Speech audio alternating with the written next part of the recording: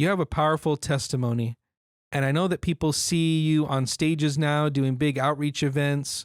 You speak at multiple churches. You have a powerful deliverance ministry, but you have a backstory of how you arrived to that.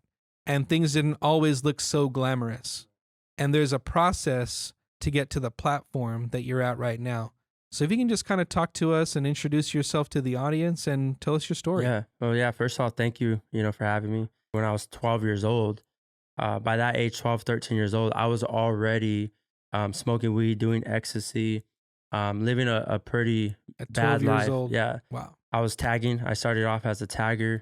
And I was like this little innocent kid. Like I promise you, like you would have not thought like that kid, like, because I was this little kid with blue eyes with a little Superman backpack. But inside that backpack, I had some Montana spray paint cans. I had a bunch of little 10 sacks of weed and things like that. And I was just, trying to follow a pattern that I was shown. And so, and all of it, you listen to the wrong music, you watch certain movies, your family plays a role and things like that.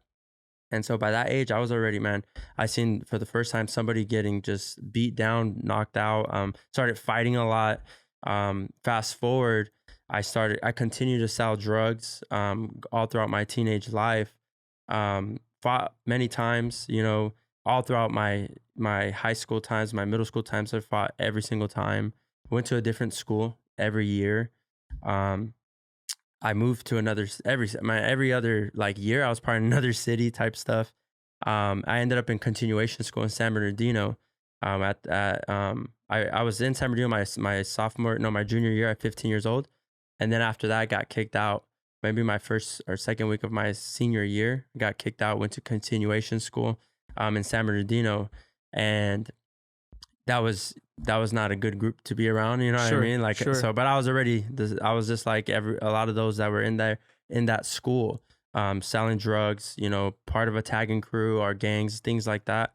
And, by 18, I thought, what if I moved to Vegas, because I Vegas, when you're a teenager or a young adult and, like Vegas is lit. Like you think, oh my gosh, Vegas, right?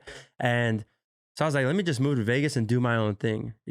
Prior to that, at 15, my only vision for my life was to be in prison. I wanted to be in prison. My brother went to prison, and he's been in there for about 15, 16 years. And I wanted to just do the same thing, but also come alongside of him in prison.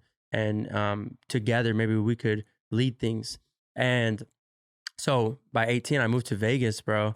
And I'm telling you, like, Vegas brought me to my knees. I mean, what I mean by that is I got addicted to cocaine out there. I started just doing a lot of bad things, deeper stuff than I was doing even in Cali. And I ended up losing my apartment out there and just a lot of stuff. Came back home to San Bernardino. And when I came back home, I ended up getting jumped like at 1 a.m, because I was just coming back from a party. Dudes were saying something and I ended up having a one-on-one. Then after the one-on-one, I ended up getting jumped by all of them, guys and girls. Like everybody jumped me at that one. And that was probably my second or third time getting jumped. And I'm like, man, prior to that, like the day before, 2 days before, I got invited to church. I'm like, I ain't about to go to church because dudes like me, like we don't go to church. Like it's not a part of my agenda. It's not a part of my lifestyle. Why would I go to church? I believe that there's a God, but as far as living for him, that's just not me. And so when they invited me to church, I said, let me think about it. Next thing you know, I get jumped. So I'm like, okay, Lord, maybe I didn't say Lord at that time, but I'm like, God, maybe that's a sign. That was God's way of getting you to go to church. Yeah. Right. And I got it pretty bad. Like I had, man, they dragged me on the street. I had no shirt on. My whole back was all messed up. And me, I wanted more. Like I still was like upset. But then I think it was the next day or the day after, I went to church. And I remember when I went to church, I had a decision to make. And that decision was, do you want to hold on to your old life? Which is the reputation I had, the girls, the fighting, the tagging crew that I was from, and that culture, being able to do drugs, being able to drink and just live this wild life. It's really rebellious because I got to do whatever I wanted. Mm-hmm. Do I want that, or do I want the peace of knowing that when I die, I'll know I'm going to heaven? Because it was like the thing that really messed me up. every single night. I couldn't sleep. And this was before I was a Christian.